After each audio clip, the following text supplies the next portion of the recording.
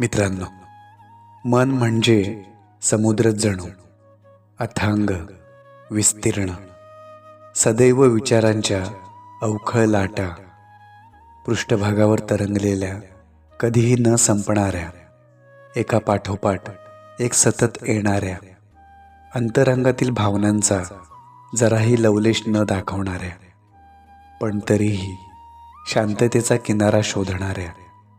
कारण चंचल मनाला सावरण्याचं सामर्थ्य त्या विचारांच्या अंती तर उमगतं. अतिविचाराने मन जेव्हा थकतं तेव्हा किनारा शोधावा तर जरूर लागतो, जिथं विचारांचा शेवट हा तात्पुरता का होईना जरा स्थिरावतो.